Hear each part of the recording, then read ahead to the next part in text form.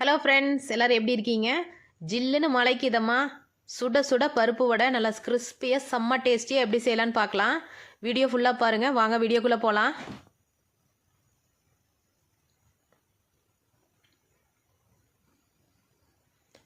அரை கிலோ வடைப்பருப்பு எடுத்திருக்கேன். இன்றைக்கி வடைப்பருப்பை நல்லா 3 மணி நேரம் தண்ணியில் ஊற வச்சுக்கணும்.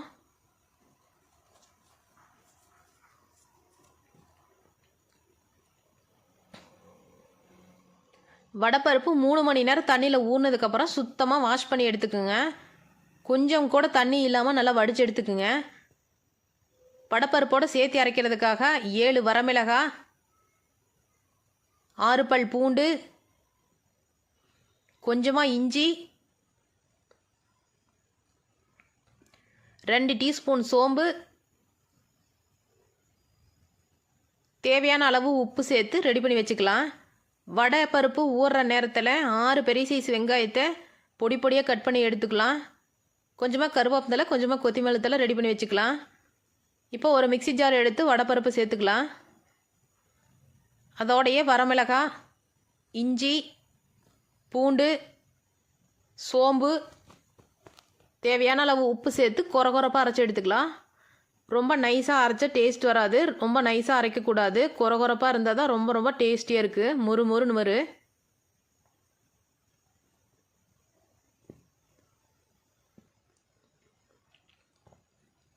பாருங்கள், இந்த மாதிரி கொரகொரப்பாக இருக்கணும். இதோட நம்ம பெரிய சைஸ் வெங்காயம் கட் பண்ணி வச்சுருக்கிற பெரிய சைஸ் வெங்காயத்தை நம்ம சேர்த்துக்கலாம். கருவேப்பிலை, கொத்தமல்லி சேர்த்து நல்லா மிக்ஸ் பண்ணி ரெடி பண்ணி வச்சுக்கலாம். கடைசியாக பெருங்காயத்தூள் சேர்த்துக்கணும். பெருங்காயத்தூள் சேர்த்தறனால ரொம்ப ரொம்ப நல்லதுங்க. ரொம்ப மணமாக இருக்குது, ரொம்ப டேஸ்டியாகவும் இருக்குது.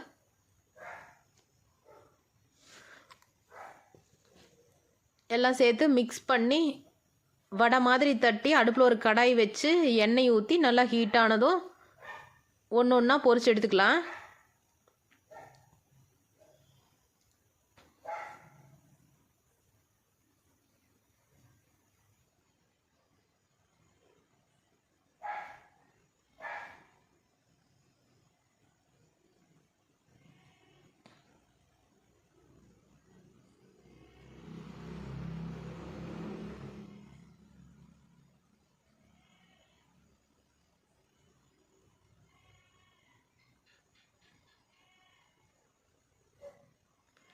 ரெண்டு பக்கம் சைடு நல்லா திருப்பி திருப்பி போட்டு நல்லா மொறுன்னு பொரிச்சு எடுத்துக்கணும்.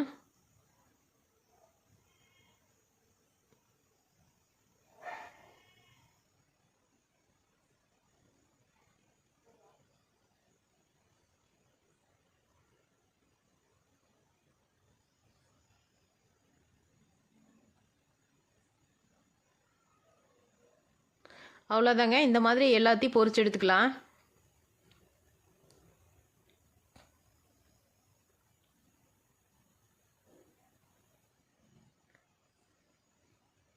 ரொம்ப ரொம்ப டேஸ்ட்டாக ரொம்ப ரொம்ப மொறுன்னு இருக்குங்க.